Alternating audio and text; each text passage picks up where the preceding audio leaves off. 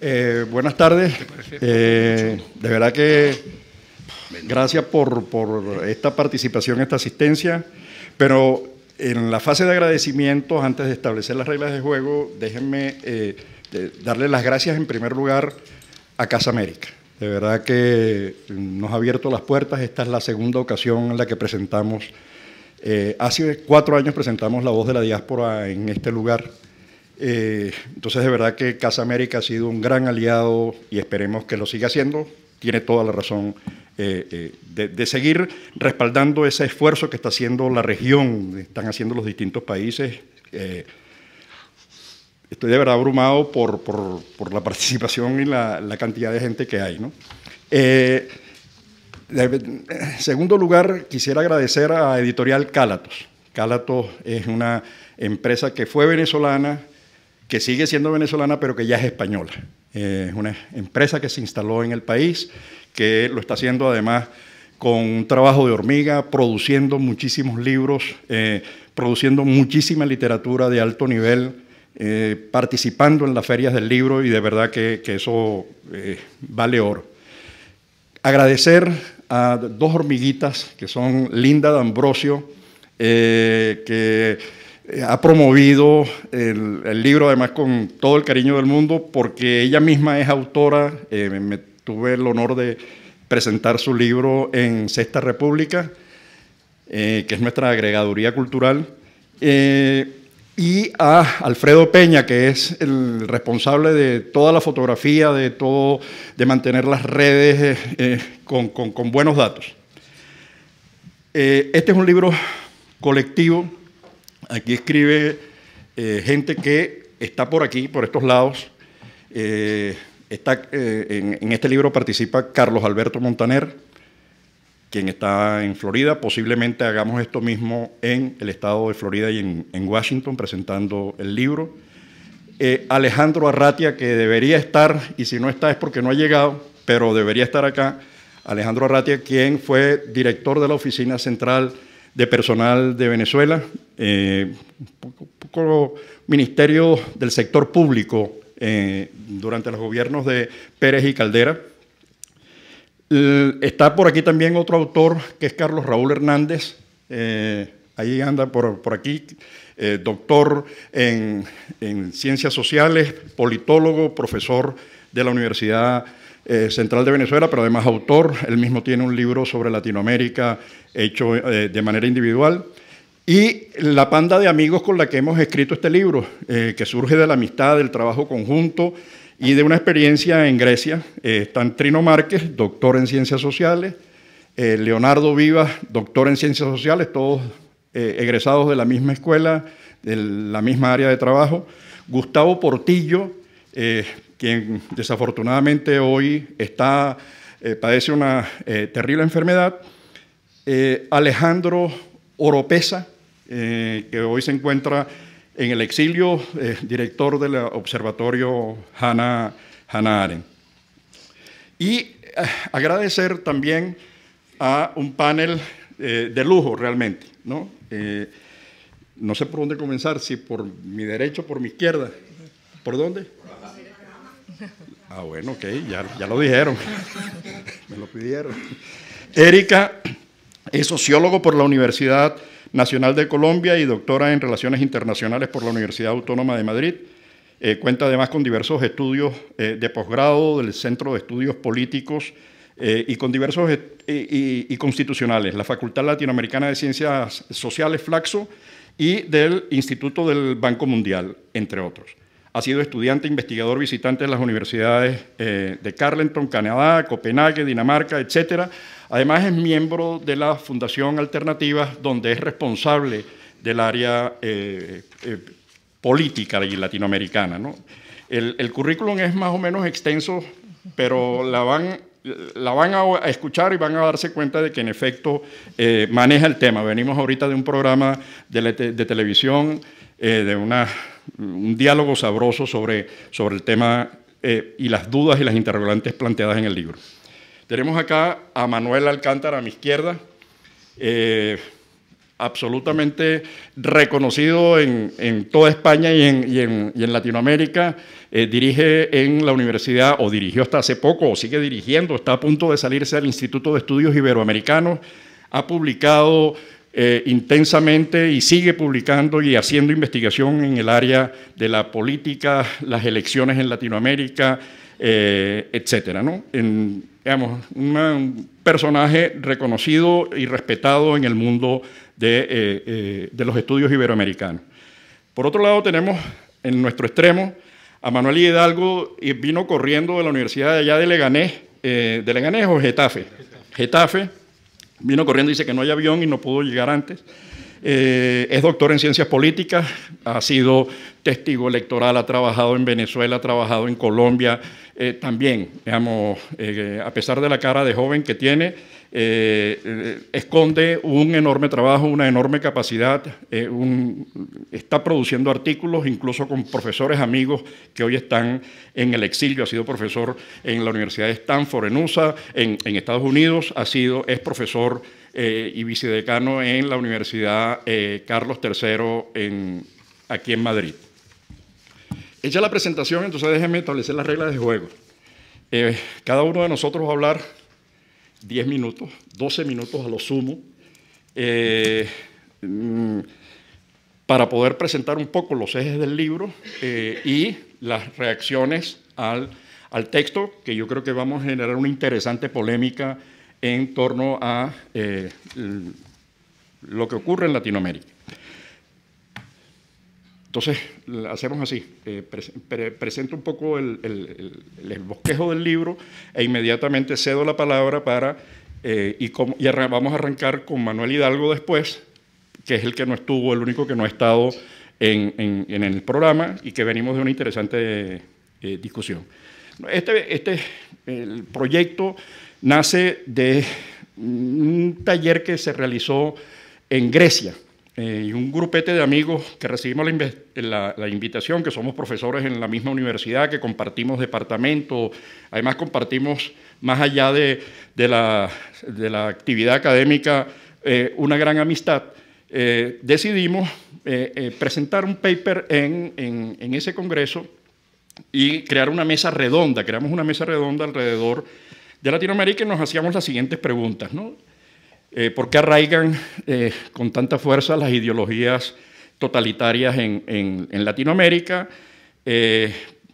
¿Por qué los países asiáticos crecen y los latinoamericanos no, o no lo hacemos al mismo ritmo, incluso partiendo de condiciones económicas relativamente similares? ¿Por qué se ensancha la brecha entre los países latinoamericanos y los países de mayor desarrollo? Estábamos pensando en Argentina, que a principios del siglo pasado tenía un ingreso per cápita por encima de muchos países europeos, o en Venezuela, que a finales de la década de 1970 tenía ingreso per cápita superior al de España, Argentina, Brasil, próximo al de Italia, ¿no? ¿Qué pasa allí?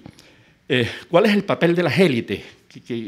¿Cómo explicar su papel y qué papel han tenido en el hecho de que Latinoamérica no haya podido salir de las condiciones en las que se encuentra, o no haya salido al ritmo que otros países y otras regiones han salido? Nos preguntábamos si Latinoamérica se resiste a la democratización, si hay temores, no sé, ¿qué es lo que pasa allí? Nos preguntábamos si el hecho de haber arribado y abrazado la democracia básicamente en la década de los 80, finales de la década de los 70, principios de la década de los 80, no se ha traducido de manera automática en la reducción o en el respeto de los derechos humanos. Más bien pareciera que no se han podido abolir todas las violaciones que se han hecho y se siguen haciendo los derechos humanos. Y estaba pensando en toda la mitología. Hoy, hace 31, 32 años, fallecía Carlos Rangel, quien es además un venezolano de lujo, un venezolano que se enfrentó al acto de fe indiscutible que existía en Latinoamérica, que era la religión del estatismo, la deidad del Estado, era la religión de somos buenos, hay unos malos que nos están afectando. Siempre iba desde Colón hasta Estados Unidos o el imperialismo yanqui, ¿no? Eran los argumentos que utilizábamos para decir que nosotros, que éramos muy buenos, no podíamos, no nos podíamos desarrollar. Ese era el argumento prevaleciente en Latinoamérica. Eso comienza a cambiar en la década de los 80. En algunos países se hizo muy bien, en otros tímidamente, y en otros se avanzó en la dirección opuesta, contraria, ¿no? Los ejes del libro giran en torno, los ejes centrales giran en torno, no se vayan a asustar, a lo que es la sociedad cerrada y la sociedad abierta. Digamos, esa discusión, para nosotros, en los autores del texto, esa discusión izquierda-derecha carece de mucho sentido, ¿no? Uno no sabe si es, en cada uno de esos ámbitos hay fisiones más que fusiones, y nuestra discusión es ese eje en el que tenemos en un extremo a las sociedades totalitarias, autoritarias, estatistas, centralistas, colectivistas, y en el otro extremo del eje la sociedad abierta que plantea Popper. En un lado el estatismo y el colectivismo, y en otro lado el individuo como centro. Ese es el eje que atraviesa todo el texto, con distintos argumentos y distintos énfasis.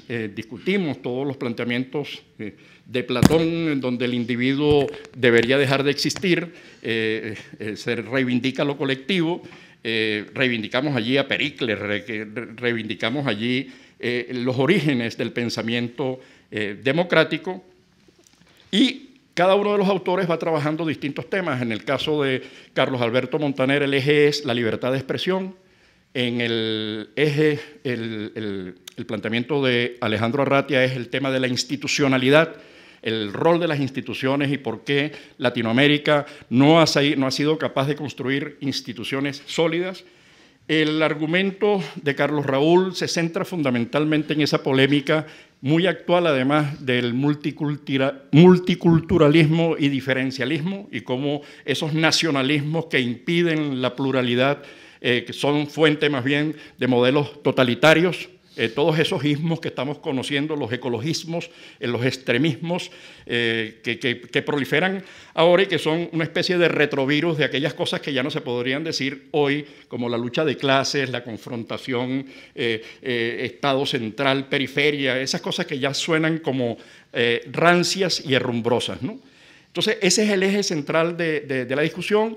El Trino Márquez escribe sobre el papel de las ideologías y el papel del populismo. Incluso internamente hemos tenido discusiones. Algunos de nosotros no somos creyentes en esa noción de populismo, ¿no? Creemos que el populismo es un concepto tan amplio en el que cabe todo, y cuando todo cabe, el concepto pierde sentido. Nos parece que la explicación sobre el totalitarismo que hace Hannah Arendt o el propio Umberto Eco es como mucho más precisa, además con los rasgos que lo definen.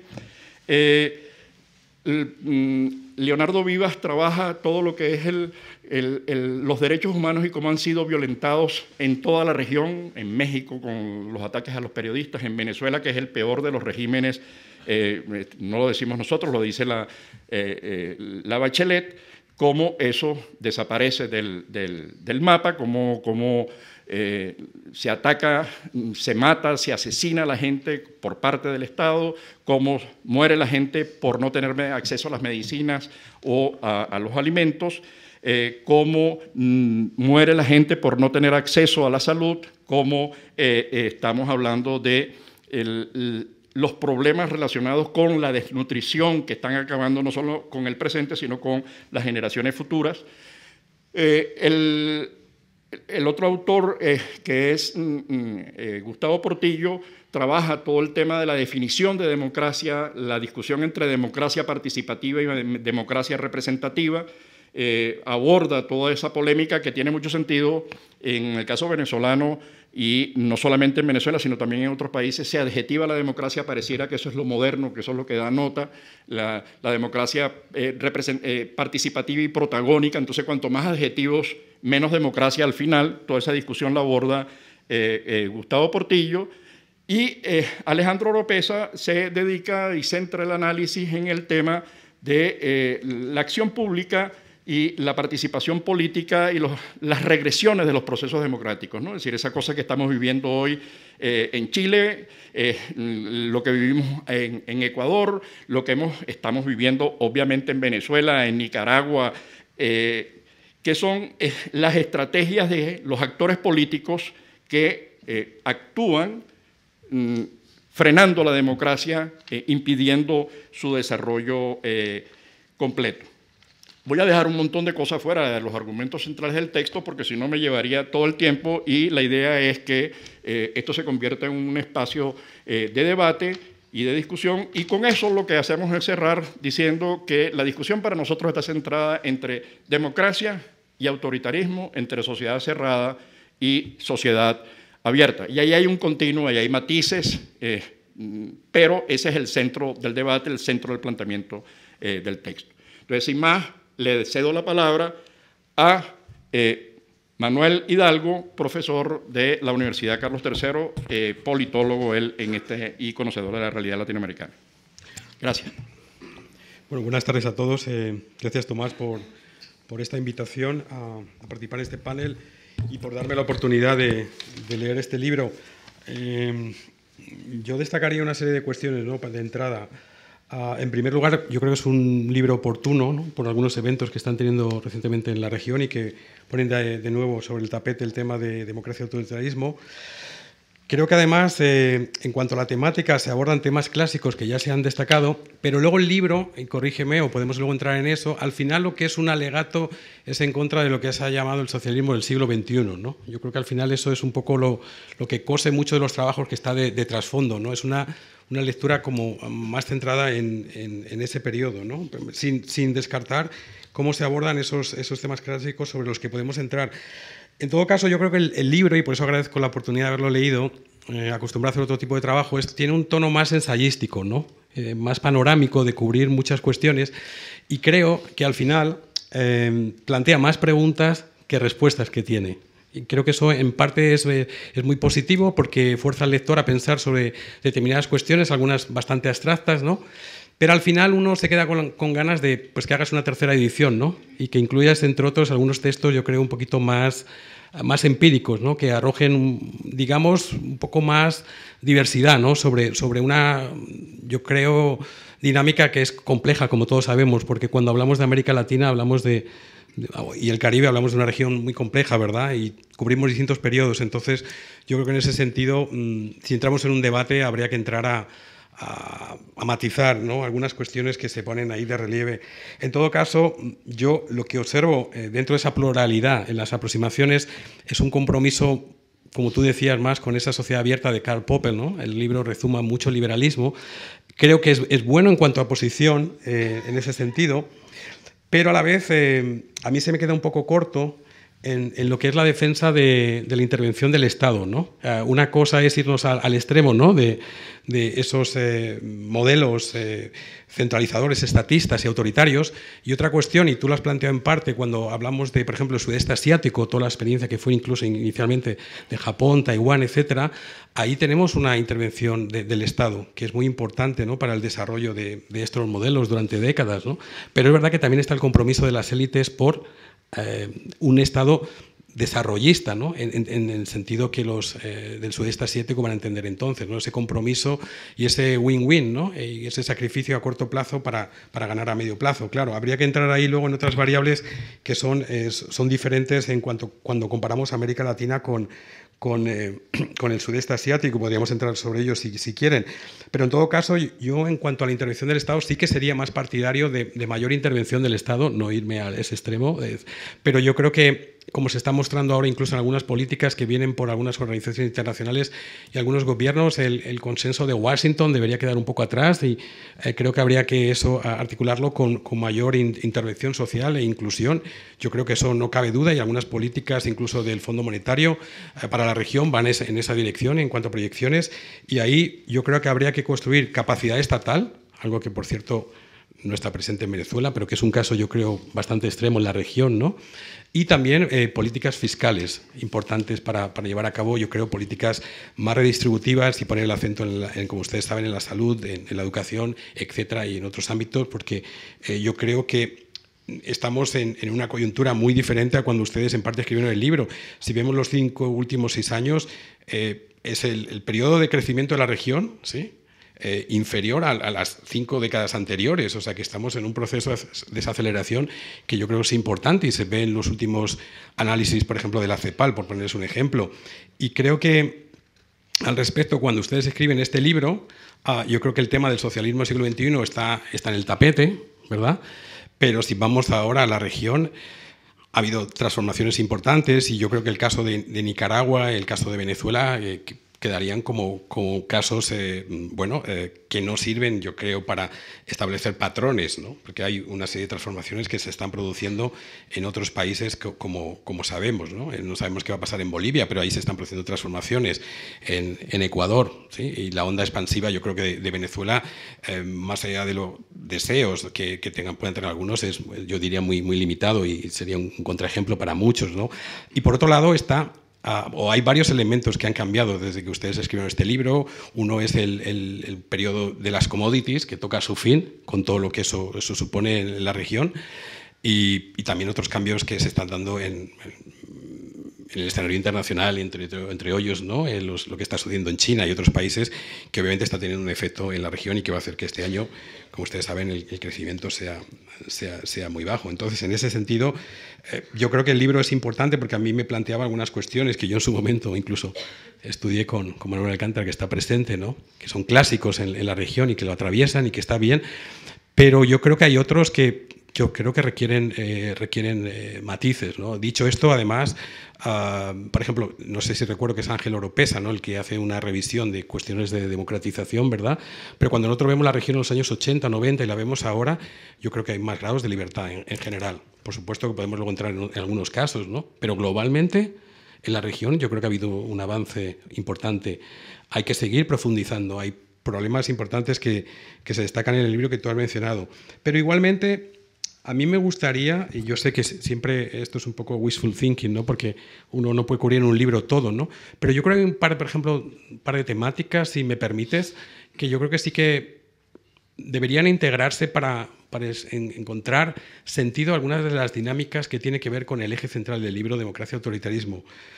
Si me permites, uno sería el tema del narcotráfico, que creo que es muy importante a la hora de entender lo que está sucediendo, ¿no?, en algunos países.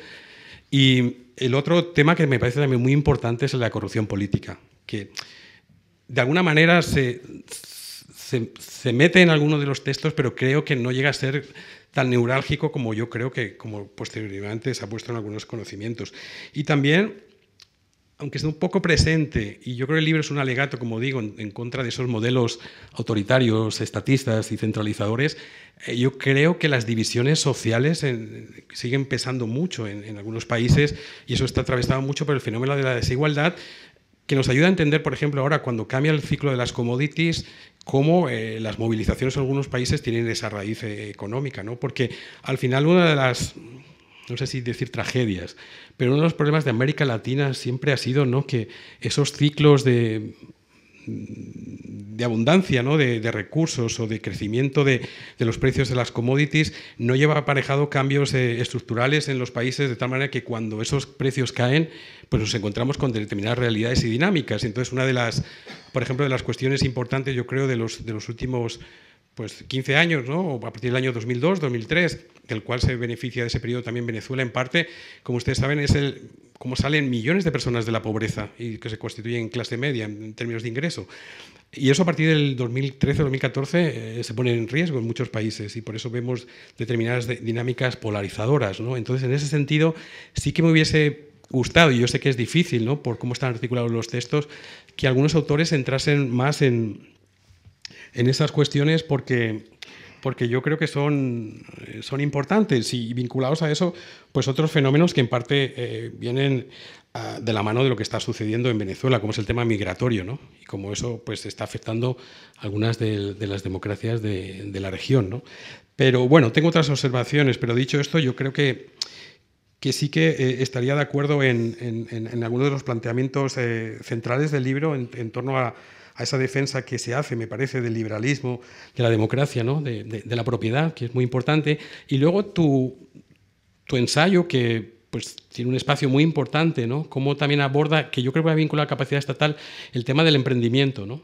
Y del mercado, y que creo que es muy necesario en América Latina, pero de nuevo, yo creo que eso no tendría que quitar cierto papel que a mí me parece que tiene que ser muy importante, que deben jugar los estados en la promoción del desarrollo de estas sociedades, ¿no? Ahora, en cuanto a esta defensa que hay en algunos textos de la democracia, de la necesidad de estar alerta, ¿no? Yo creo que el texto es muy sugerente y bueno, pues animo a la lectura y felicito a los autores. Gracias, Manuel. Gracias. Le damos la palabra. ¿Tú cierras después? Perfecto. Ok, Manuel. Muy bien. Bueno, pues muy buenas tardes, y también me sumo a las felicitaciones, y tanto, bueno, primero el agradecimiento a la Casa de América por brindarnos este espacio, como siempre. Felicitar a las ediciones Cálatos. No conocía su trabajo, he visto su catálogo y me ha impresionado las distintas áreas que cubre. O sea, enhorabuena, y creo que hay que seguir en esta línea ahora que el papel y la edición en general pasa por momentos complicados. Y bueno, y felicitar, por supuesto, a Tomás Páez por este esfuerzo de aglutinar esta serie de trabajos, que, como ya se ha señalado, ya tienen cierta edad, pero se han puesto al día, y creo que el libro es un buen ejercicio de reflexión desde la teoría política. Creo que la presencia de autores importantes en el ámbito de la teoría política que hacen de hilo conductor, y que no son solamente autores más o menos actuales. Está Polanyi, por ejemplo, ¿no? Como uno de los autores guía en el texto. Yo creo que eso siempre es de agradecer. El libro, bueno, ya ustedes, si no lo han leído, ya se van haciendo un poco la idea, tanto por lo que ha dicho Tomás como Manuel. Está construido, yo lo veo sobre dos tensiones, ¿no? Una primera tensión es que es un libro de autoría venezolana, ¿no? Es decir, salvo el capítulo de Montaner, son colegas venezolanos de las universidades venezolanas, pero el libro tiene una pretensión regional. Es decir, tiene una pretensión, no es un libro que solo hable de Venezuela, sino que habla de América Latina. Entonces, pero eso es una tensión, ¿no? Porque es como cuando aquí en España hacemos libros por profesores españoles sobre América Latina. Bueno, inevitablemente hay una tensión, y a veces yo creo que injustamente nos acusan de eurocéntricos por querer meternos en un continente que no es el nuestro, etcétera. Bueno, aquí podría ser un poco lo mismo, ¿no? O sea, habría una suerte de imperialismo intelectual venezolano, ¿no? Para interpretar la realidad de América Latina. Entonces, esta es una primera tensión que me parece que es muy interesante. Y además aquí debo decir una nota a pie de página, ¿no? La Universidad Venezolana ha sido una de las más importantes de América Latina, en términos de capital humano, en términos de capital de gente, de colegas, de lo que se ha escrito en Venezuela. Entonces, ahí se rezuma esto. Esto, desgraciadamente, ya es historia, pero desgraciadamente. Pero aquí hay parte de este capital. Y como digo, luego hay otra serie de tensiones muy interesantes. Ya se ha dicho algo aquí, muy rápidamente. Mercado, intervención, Estado, frente a una sociedad abierta, frente a un predominio de la sociedad civil, etcétera. Democracia versus autoritarismo, élites, versus sociedad, o si se quiere, no se dice, pero se podría decir pueblo, sociedad abierta frente a la sociedad cerrada, instituciones frente a ausencia de instituciones. O sea, son las tensiones que cosen todos los capítulos del libro y que configuran estas preguntas importantes que se han señalado aquí, y que lo más relevante es que no se cierran. Es decir, las preguntas, el autor puede mostrarnos por dónde van sus intereses intelectuales o en qué es lo que cree, pero no lo impone, no se impone. Y también, como señalaba Manuel Hidalgo, claro, y probablemente es la única crítica que así, digamos, de una manera consistente haré al libro, y sobre todo si hay una siguiente edición, es la ausencia de algo más de empiria. Empiria y datos que están aquí, pero están de una manera muy poco amable, ¿no?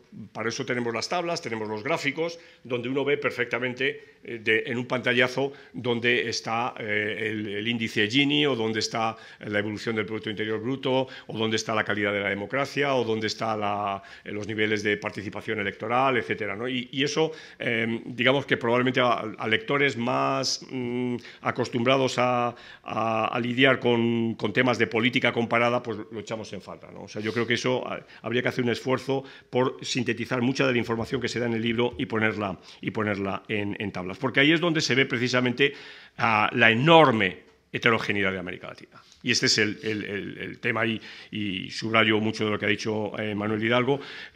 América Latina es un continente muy complejo, que además no es que los países sean muy diferentes, que eso es una obviedad, sino que además pasan por etapas y por desarrollos muy diferentes, ¿no? Hay países que nunca habían tenido democracia prácticamente en su historia, y que hoy pues se sitúan en niveles de democracia, digamos, aceptables. Por ejemplo, un país del que se habla poco, pero El Salvador, por ejemplo. Este es un caso muy interesante. O hay países que tradicionalmente siempre destacaron como los buenos alumnos de la clase, los aplicados de la clase, como Costa Rica o como Uruguay, que siguen siéndolo. Y como decíamos antes en el programa, en la entrevista en televisión, yo creo que son países donde desde aquí, desde Europa, se puede aprender, se debe aprender mucho. Los españoles tenemos mucho que aprender de ciertas democracias de América Latina. Entonces, ese desarrollo, ya digo, es muy desigual. Y además, Tomás, la realidad es muy tornadiza. Claro, aquí hay una frase que yo no sé si entre ustedes hay algún chileno, pero claro, cuando en esta frase se dice que hay experiencias que sobresalen en el terreno social, como es el caso de Chile, que ha desarrollado un interesante sistema de seguridad social que se construye con los ahorros, la cotización individual y la participación de la empresa privada. Como todos sabemos, el sistema de pensiones privado de Chile está quebrado. Y fue un auténtico fiasco y un auténtico escándalo frente a la sociedad chilena. Y es uno de los elementos, no el único, pero uno de los elementos que justifica las movilizaciones de hace 2 meses en Chile. Entonces, quiero decir, esto, claro, esto está escrito, cuando está escrito era verdad, era casi una verdad escrita sobre piedra, pero hoy es una verdad que no se sostiene porque la realidad o los datos, la propia realidad es dura. Yo creo, eso sí, y no es por sumarme a estas modas de adjetivar la democracia, ¿no? Y cuidado con eso, también tenemos que jugar un poco con la riqueza del español, ¿no? Del castellano, porque a veces lo que se hace es sustantivizar la democracia, ¿no? Porque se pone al lado otro nombre que es más importante que la democracia, ¿no? Si yo estoy queriendo hablar de democracia participativa, lo que me importa es lo participativo. La democracia me da lo mismo. La democracia es un sucedáneo que no tiene interés. Sin embargo, si yo digo democracia liberal, probablemente lo que estoy insistiendo es en una faceta de la democracia que tiene que ver con el liberalismo, ¿no? Pero saco esto a colación porque yo propongo un adjetivo. Hablo para América Latina, ¿no? Para el conjunto de América Latina, que es la democracia fatigada, ¿no?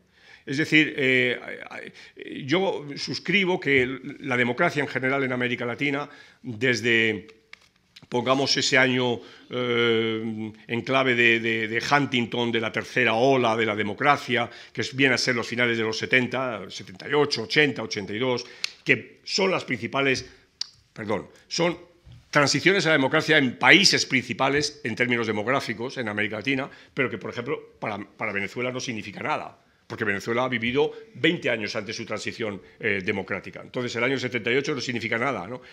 O México, que la tendrá mucho después. Pero una gran mayoría de países van a cambiar su matriz política en ese momento. También su matriz de abrirse la economía, como muy bien dices en tu ensayo, pero hay algunos países que se abren manon tropo. Es el caso de Uruguay, por ejemplo, o el caso de Costa Rica, donde sigue habiendo un sector público muy importante, ¿no? Pero esas transiciones en general yo creo que han sido beneficiosas, es decir, que el activo de tomando en general los países de la región es positivo.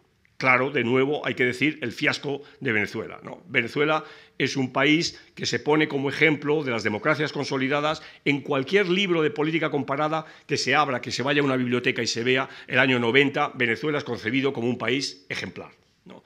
Entonces es el mal caso, ¿no? Es el ejemplo desviado, diríamos. Pero para los otros países de América Latina, o la generalidad, también hay que dejar el caso claramente de Nicaragua y también de Honduras, la democracia ha avanzado, pero es una democracia que hoy tiene problemas, que la gente está en la calle, lo cual no es malo, pero es malo porque significa que las instituciones no canalizan las demandas de la gente, es malo porque las instituciones vuelven a ser manoseadas por políticos de todo tipo que quieren permanecer en el poder y que no aceptan las reglas del juego político.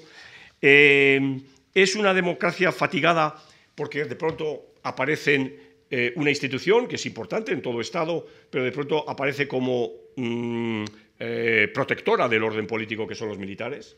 Y esto me da lo mismo que sea la reacción de las Fuerzas Armadas venezolanas, no me da lo mismo, pero entiéndame, lo digo retóricamente, las Fuerzas Armadas venezolanas en enero pasado, del año pasado, apoyando al presidente Maduro frente al autoproclamado presidente del Poder Legislativo, pero también los militares estando detrás del presidente Lenín Moreno frente a las movilizaciones indígenas, o los militares sugiriendo a Evo Morales que abandone el poder, o los militares detrás del presidente peruano cuando el presidente peruano muy legítimamente decide disolver el Congreso y los militares están detrás de él, es decir, están mostrando un claro apoyo. ¿Qué habría pasado si los militares hubieran dicho, señor presidente, le sugerimos que se vaya, ¿no?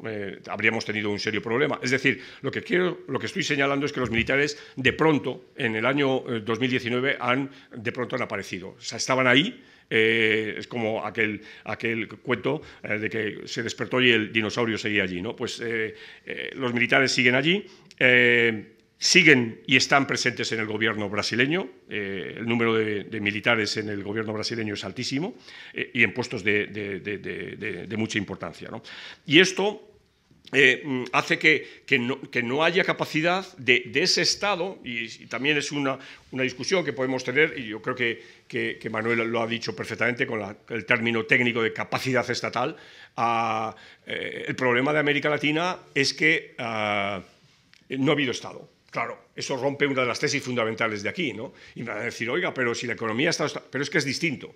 No ha habido Estado porque hay dos elementos fundamentales en cualquier manual de teoría del Estado que no aparecen en la política latinoamericana. Uno es el Estado de Derecho.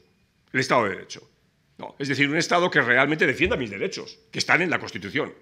Y segundo, un Estado que tenga el monopolio legítimo de la violencia, ¿no? Es decir, y esto se aproxima al tema de la delincuencia organizada, al tema del narcotráfico, al tema de la corrupción, etcétera, ¿no? Es decir, Latinoamérica no solo tiene malos récords en temas de desigualdad, los tiene en temas de falta de transparencia, en nivel de corrupción y en nivel de delincuencia organizada, ¿no? Digamos, este escenario que hemos visto ayer en otro país, como es el caso de Paraguay, que puedan asaltar una cárcel, desde una cárcel que está fronteriza con Brasil y sacar de la cárcel a cerca de 80 personas, bueno, hay que decir, bueno, alguien podría decir, no, es que el Estado paraguayo, es que no hay Estado en Paraguay. O sea, digamos, la respuesta inmediata es no hay Estado. Entonces yo creo que esto, a pesar de que, y me contradigo a mí mismo, a veces hay signos positivos en el ámbito de la judicialización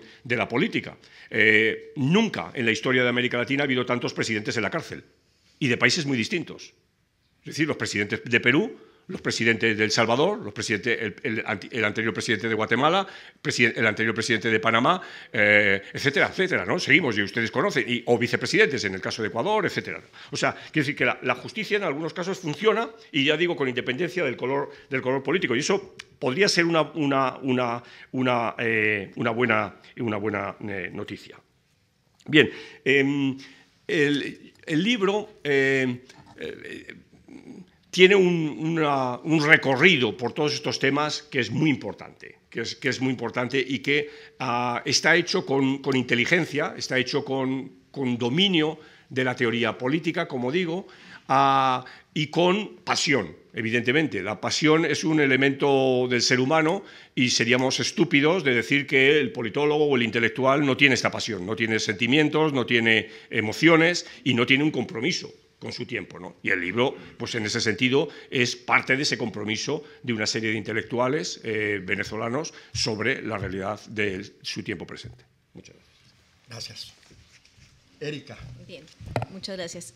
Yo acepté lo que es una trampa, que es hablar al final y claro, queda poquito que decir, sobre todo después de hablar de dos autoridades, hablando después de dos autoridades en el tema, como son el profesor Alcántara, que ha sido el decano de todos los que nos dedicamos a los estudios latinoamericanos, y de Manuel, que tiene un enorme conocimiento de América Latina. Pero bien, voy a hacer el esfuerzo por intentar, por lo menos, si no decir algo nuevo, matizar y mencionar alguna otra cosa. En efecto, el libro hace un ejercicio muy interesante, que es repensar y plantearse, ¿no? Preguntas que son importantes y preguntas que, a final de cuentas, a las cuales es obvio que es muy difícil dar respuesta, ¿no? Porque se plantea desde el hecho mismo de repensar la democracia, ¿no? Y todas las inquietudes que nos genera hoy en día la democracia, no solamente en América Latina, sino son inquietudes que inclusive desde Europa también están planteándose sobre la forma de la deliberación, sobre la forma de la representación, sobre esa filosofía de la democracia que todavía estamos planteándonos. Pero dicho esto, me parece importante retomar una cosa que han mencionado, y es ver América Latina desde el espejo de Venezuela, ¿no? Y que es evidente por el origen de los autores y por digamos, la necesidad desde la que se escribe esta obra. Se ve que se quiere ver América Latina desde ese espejo.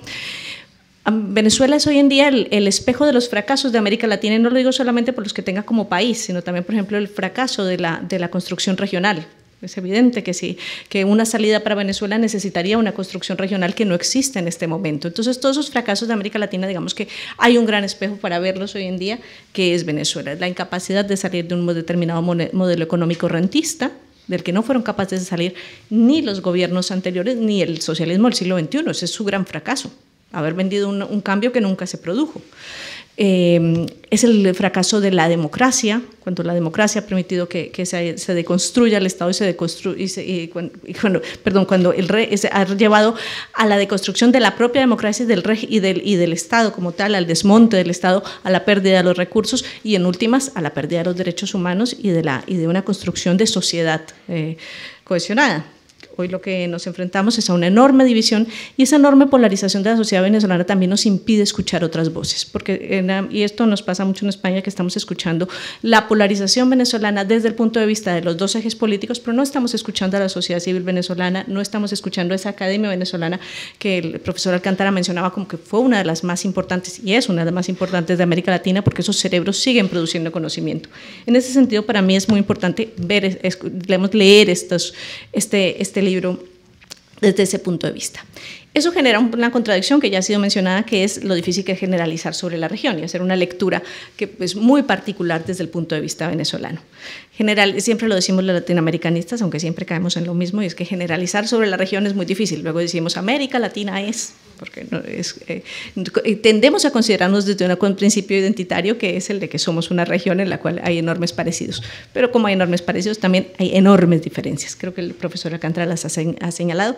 Son diferencias no solamente desde el punto de vista de las culturas institucionales, sino de momentos históricos en los que los países se encuentran y las sociedades viven momentos históricos distintos.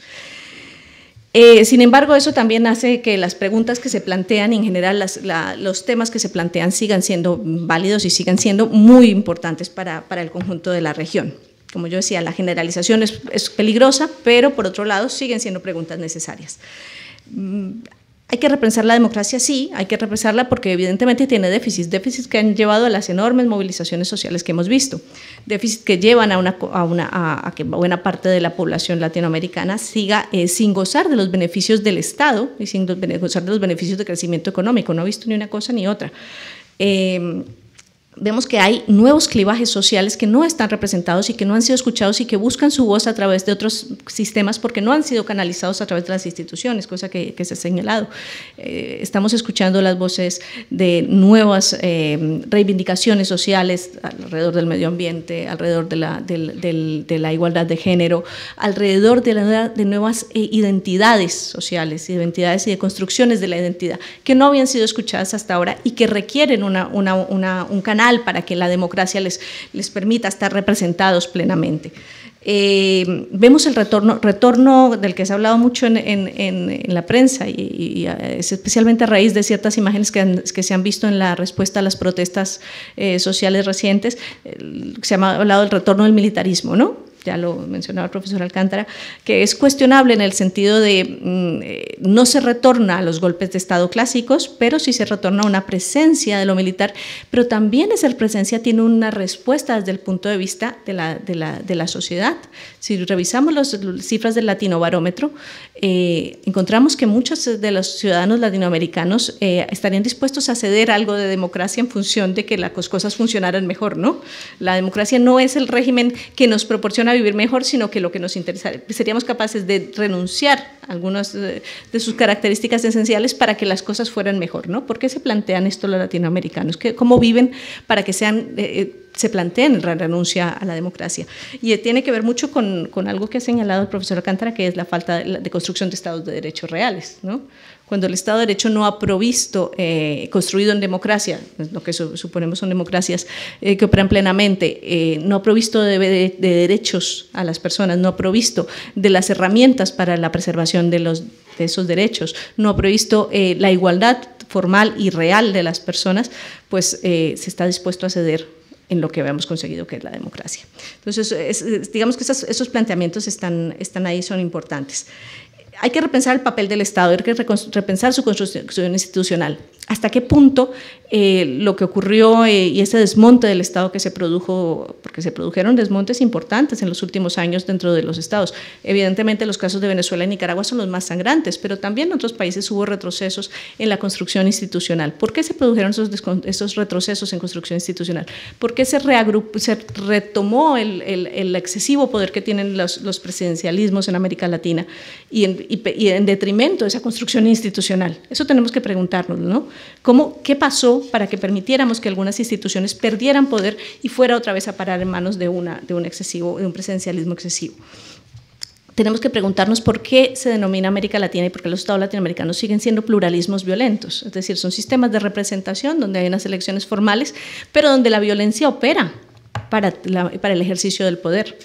Y operan muy diversas formas y en muy diversas escalas, ¿no? Es esa violencia que opera a través de las maras, es esa violencia que opera a través del paramilitarismo, no solamente la violencia histórica que operaba a través de las guerrillas de izquierda, sino también esa violencia que sigue operando para el control político. Esos son, digamos, que algunas de las preguntas que surgen y que están ligadas a cosas que plantea el libro, pero cuya respuesta evidentemente no está en él. Y un último punto que me gustaría retomar, que lo ha mencionado Manuel, es también el papel del Estado y el papel, el papel del activo del Estado y de esa reforma en el papel del Estado. Yo creo que la crítica que se ha hecho al libro es muy oportuna, hay que repensar los Estados, pero no desde el punto de vista de lo que falló en esa idea de construcción del socialismo del siglo XXI, sino viéndolo desde un punto de vista histórico, por ejemplo, a través de las lecciones de la crisis financiera en Europa. Es que no fue la falta de Estado, no fue el Estado el que causó la crisis, fue la falta de regulación de muchos de la financiarización, del crecimiento económico. Entonces, esa presencia del Estado, ¿qué tipo de Estado es necesario para una América Latina que juegue globalmente en este momento histórico? Y estamos hablando de un momento histórico muy concreto, donde el capitalismo está en entredicho, donde la globalización está en entredicho, donde el multilateralismo ha sido puesto en entredicho por las grandes potencias, de hecho. Entonces, ¿qué papel va a jugar ese Estado en esa América Latina actual en ese marco global? No es un Estado, necesitamos Estados que sean capaces de regular el crecimiento, no solamente de proporcionar los bienes materiales o las políticas sociales, sino de regular el crecimiento, de ver y de construir formas de integrarse en la economía global. América Latina se hablaba, hasta hace poco se decía que era una región que pintaba poco o nada en el panorama internacional. Las protestas sociales la han puesto otra vez en los telediarios de todo el mundo, pero tenemos que pensar cómo va a ser ese Estado que lleva a América Latina a jugar un papel relevante. ¿Cómo va a ser ese Estado que consiga finalmente acabar con la trampa de la desigualdad histórica y estructural de América Latina? ¿Qué Estado queremos para eso? Y ese no es un Estado ni disminuido, ni es un Estado omnipresente. Va a ser un Estado reconstruido y va a ser un Estado que juegue de una forma dinámica y de una forma más adaptada a las necesidades de su población. Y especialmente, ¿qué Estado es el que va a poder darle respuesta a una sociedad profundamente transformada, a una sociedad que está viviendo cambios muy importantes? Hay una cosa que sí, lo mencionó el profesor Alcántara hace un momento, es qué pasa con las nuevas, con la presencia, por ejemplo, de los cultos evangélicos dentro de la política, ¿no? ¿Cómo va a jugar eso en la construcción y en la regulación y en la construcción de las políticas públicas? Tienen un papel muy importante, estamos hablando de que tienen cada vez más peso político, pues tenemos que dar respuesta a ese tipo de desafíos que están dentro de las transformaciones sociales que se han producido en América Latina. Y en eso sí que podemos hablar en cierta forma de una generalidad, y es que hay unas profundas transformaciones sociales en América Latina. Bien, por terminar. Bueno, gracias. De verdad, bienvenidos todos los comentarios, todas las opiniones, los acuerdos y los desacuerdos, ¿no? Yo creo que este es un tema en proceso, digamos, es una discusión además muy viva. Estamos viendo lo que está ocurriendo en Latinoamérica, lo que ocurrió en Bolivia, lo que ocurrió o lo que está ocurriendo en Chile, los cambios que se han producido en Argentina, en Brasil, ¿no? Que dio un salto del Foro de Sao Paulo, pasó a otro extremo. Dos o tres cositas antes de darles la palabra. Voy a ser estricto con el tema de las preguntas. Son preguntas. Yo sé que todos tienen opiniones, pero de verdad son preguntas para poder... pero antes de ceder la pregunta, porque tenemos que cerrar este negocio, ¿a qué hora? A las 8:30, Amparo, ¿verdad? A las 8. ¿Ah? Y el libro está afuera. Tiene que haber tiempo para Editorial Calatos está insistiendo en que el libro está afuera. Entonces, varias cositas. A ver, intentamos, yo creo que el sesgo está, digamos, desde Venezuela estamos... Ahora, hay una experiencia latinoamericana, hay una experiencia dura en Latinoamérica, un trabajo en cada uno de los países, muy fuerte. A ver, el tema no lo estamos viendo desde el socialismo del siglo XXI, lo estamos viendo desde el fracaso del estatismo en Latinoamérica, ¿no? No en Latinoamérica, en Venezuela. En Latinoamérica, y tuvo que ceder todo el mundo en el año 1980, cuando en el 82, cuando México dijo, no puedo honrar los compromisos. Cuando dijo eso, todo el mundo comenzó, cuando llegó la inflación, la hiperinflación a Brasil, cuyos préstamos de largo plazo eran de una semana, o llegó a Bolivia, inmediatamente tuvieron que empezar a cortar empresas del Estado, a quitarle grasa en todos los países de la región. Yo recuerdo en el 89, tenía a Dualde y a la Rúa y a Menem quebrando, digamos, saliendo de las empresas porque el peso y el quiebre que produjo el Estado en Latinoamérica era imposible, era insostenible. Entonces el gran productor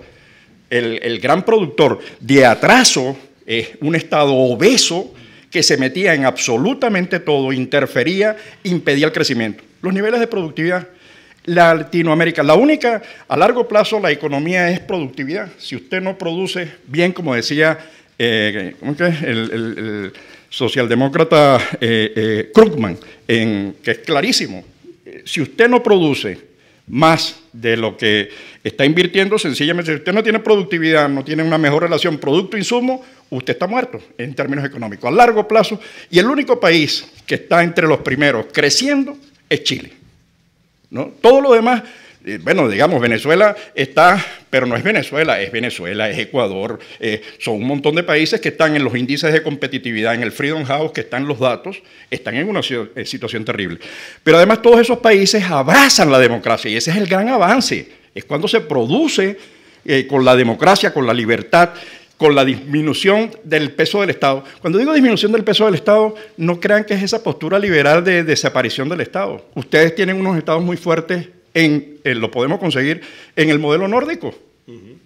Y funciona muy bien, pero se respeta la propiedad privada, se respeta el mercado, hay pocas interferencias para que el mercado funcione. Es la reivindicación del elemento que crea riqueza.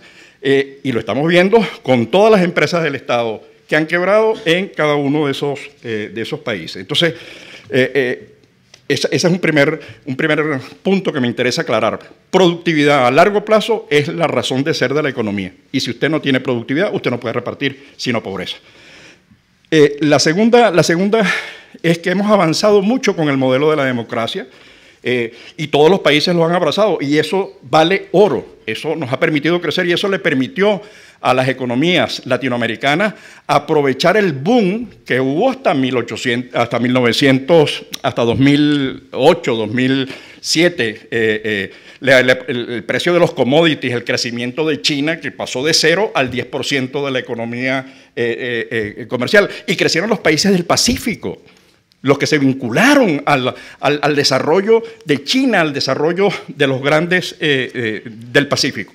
Y retrocedieron quienes no cumplieron la tarea, quienes no limpiaron su economía, quienes no sanearon sus cuentas, quienes no o tomaron las medidas a medias, esos retrocedieron.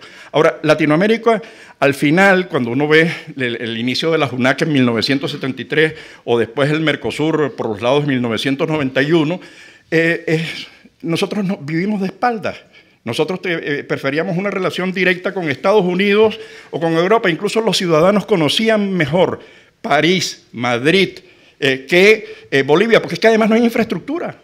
Viajar a Bolivia, hacer un viaje rápido, requiere usted pasar por Miami, ese es el centro, ¿no? de difusión de los vuelos, porque no hay conexión, no hay trenes, no es la Unión Europea que tiene una conexión.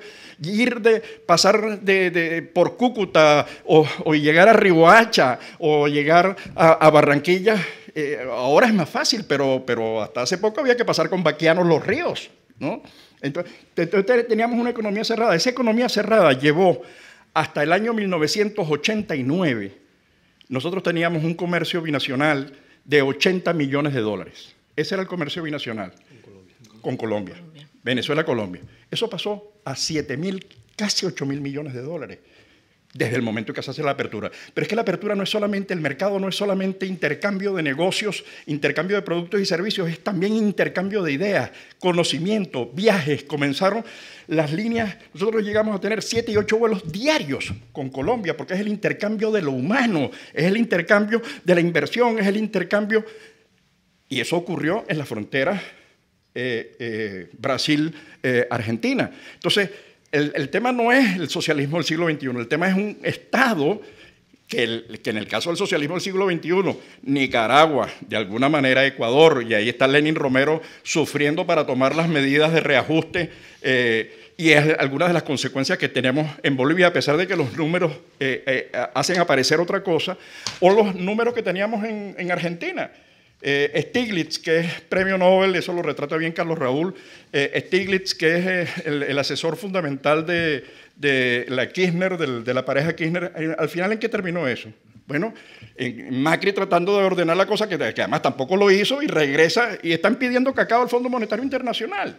Es decir, porque es un Estado que consume recursos más allá de lo que produce, y si usted no tiene producción y usted no tiene productividad, usted no puede mantener, digamos, el crecimiento, no puede, es muy difícil, ¿no? Entonces, nosotros vivimos de espaldas cada uno de nosotros con respecto al otro país. La JUNAC tenía un edificio costosísimo en Lima y teníamos normas y acuerdos internacionales y el comercio era nulo, insignificante, pero teníamos burocracia. ¿Cuándo comienza a tener sentido? Cuando los países se abren, cuando comienzas a reducir aranceles, cuando comienzas a liberar el comercio, y eso es posible en democracia, eso es posible. Claro, no podría decir, bueno, el modelo chino de alguna manera desmiente eso. Bueno, pero es que el modelo chino es la aceptación de la propiedad privada, igual que el modelo vietnamita con Deng Xiaoping, que es empresa y mercado, ¿no? Tienen un Estado muy fuerte. Bueno, los países nórdicos también tienen un Estado muy fuerte, pero es un reconocimiento de la actividad empresarial. Entonces, la verdad que creo que hay algunas necesidades en el libro, el tema que tú señalas, o que señalaron los tres, el tema del narcotráfico, yo creo que el peso es enorme, el tema, eso lo está viviendo México, lo está viviendo Colombia, lo está viviendo Venezuela, el 60% de la droga que llega acá llega por ese combo de países, Venezuela entre ellos, como tránsito, ¿no? Entonces, el retorno de los militares, yo había escrito acá que una de las grandes ventajas es que habíamos colocado a los militares en los cuarteles. Ahora los militares están controlando la economía. En varios países, en el caso venezolano, controlan el 70% de la economía. Y busque usted alguno de los datos en el Banco Central de Venezuela a ver si hay alguna información de lo que los militares están produciendo en oro, en coltán, en torio. No existe. Existe la empresa y nada más existe en la web. Eso no existe. Pero hay negocio de gasolina, de extracción, etcétera, etcétera. Y eso está ocurriendo en toda la región, en varios países de la región. Pero nosotros nos vimos siempre de espaldas. Nosotros conocíamos más de Estados Unidos que de Colombia. Y eso que con Colombia hay una frontera muy porosa, muy dinámica, muy rica.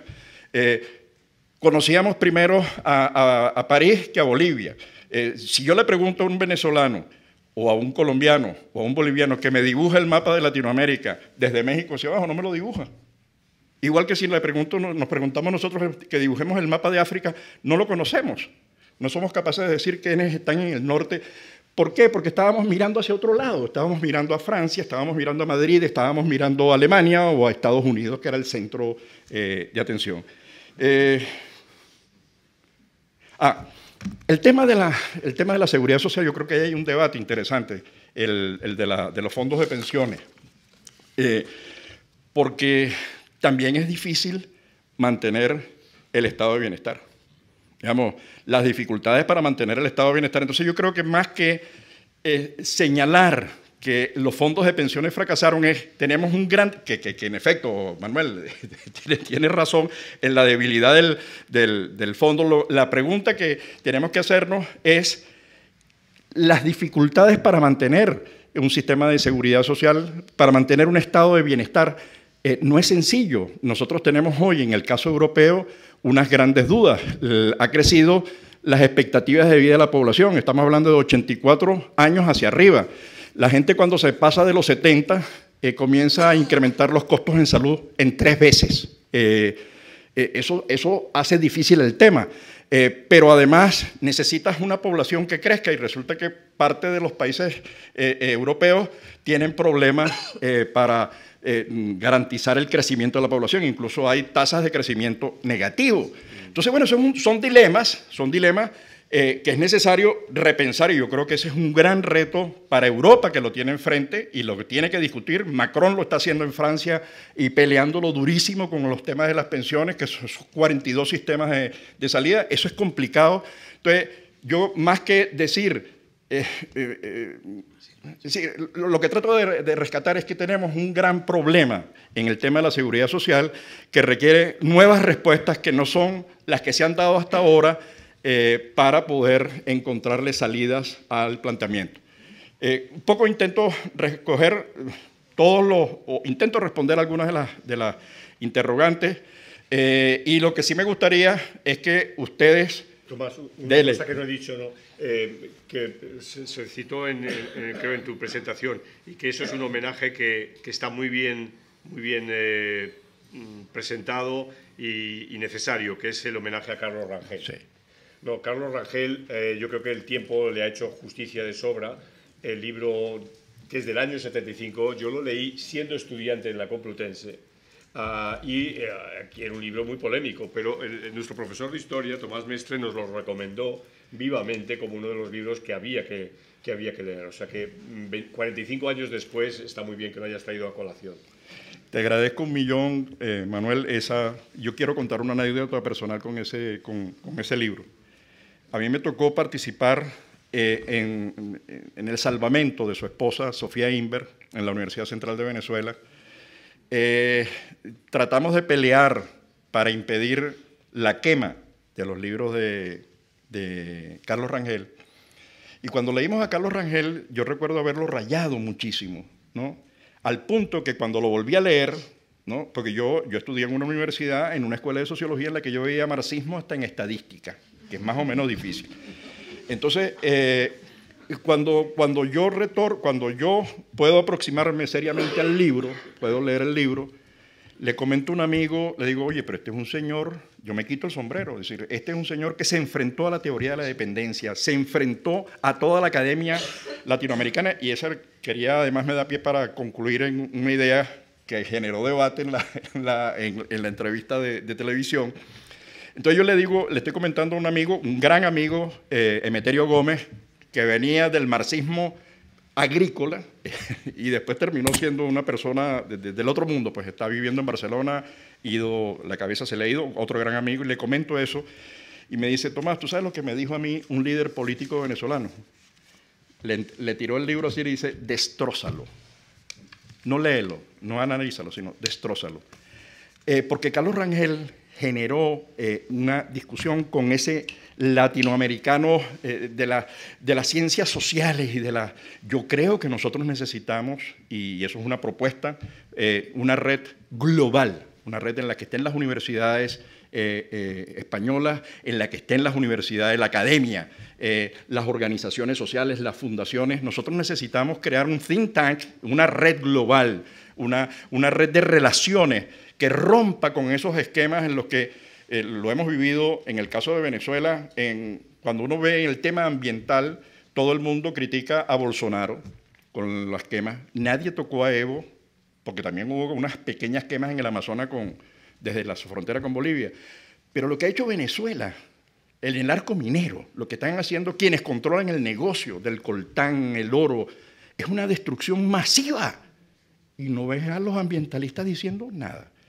Cuando ves la tragedia humana que hay en Venezuela y la migración de 6 millones de venezolanos supera a Siria, ¿no? Y está impactando a nuestros amigos en Colombia, por un lado ejerciéndole un movimiento muy rápido, pero por otro lado aportando, porque las inversiones de Locatel, del petróleo, están generando un impacto importante en el crecimiento del PIB, digamos, es esos impactos dobles. Yo creo que allí la región deberíamos pensar en eso, en crear una red global que piense distinto, que pueda discutir estos temas con desacuerdo. Mira, me parece que aquí falta esto, creo que hay que agregar esto, hay que incluir aquello, pero creo que ese es el debate que habría que hacer.